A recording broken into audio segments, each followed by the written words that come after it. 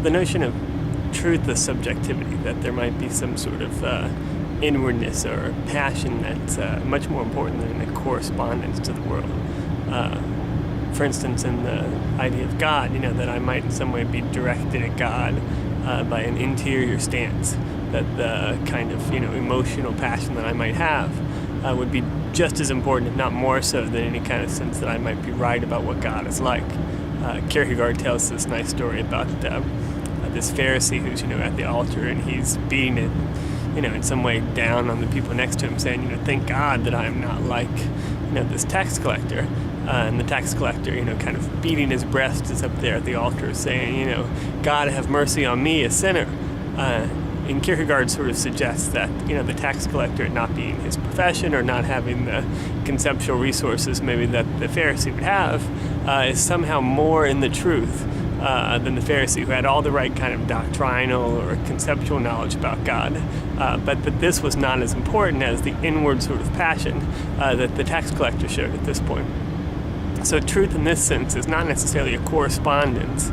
It's not a sense that, snow is white is true because there are things such as snow that are out there in the world and they're white. It's rather a different kind of truth, an inwardness or directedness, interiorly. And this passion, this kind of subjectivity is what's most important to these sort of existential thinkers. Now, existentialism is most easily known as this idea that in some way our existence precedes our essence, that there's no kind of me inside or a personality that's there deep underground, and because I am that way, I act certain ways, or I, in some ways am the kind of person that I am because I was, made that way or have a certain kind of essence. Rather, we're radically free, meaning that I first exist in this world, that I first make these choices, and that there's no essence that's there, meaning that because there aren't, essences, that it's actually these choices that in some way determine who I am. I shouldn't say who I am, but these choices themselves are made, radically free. And if you're an existentialist, that's almost a grueling, fearsome type of thing that Sartre says, for instance, that I have to postulate this ego and mask in some way this freedom, that the absolute radical freedom itself is actually a scary thing, that it's in many ways, something that I can't handle.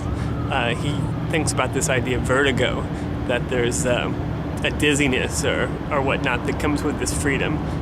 And so he's thinking of, the fear of heights or something. It's not necessarily this fear that I might slip and fall, that I might accidentally, in some way collapse. Rather, the real fear is that there's nothing stopping me from just hurtling myself over the edge, that I have that radical freedom at every moment in my life.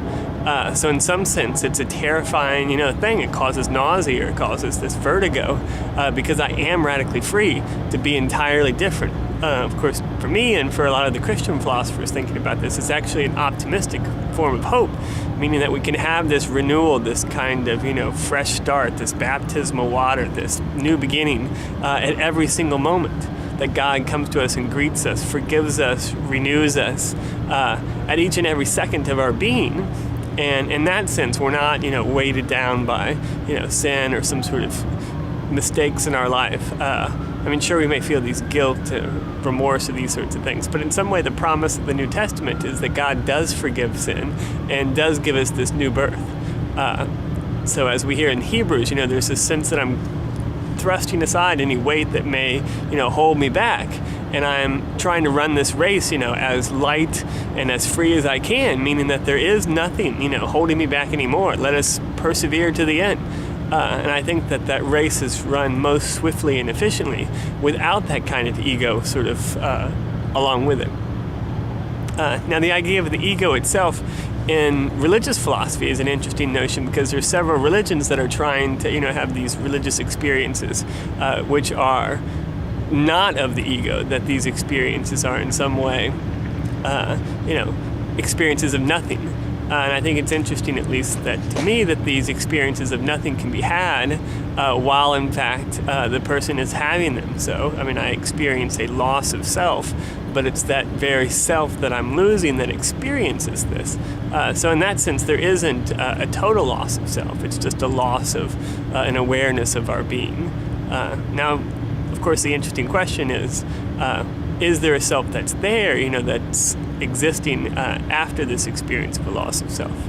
And that's why I think this idea of a higher order thought is very important, meaning that in some way this higher order thought can actually be the thing that lights up or makes conscious this lower order thought.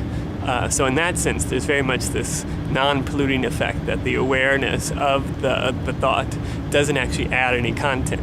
So the content of the mental state could be nothing. It could be, entirely empty or experience of nothingness, pure consciousness, some sort of nirvana.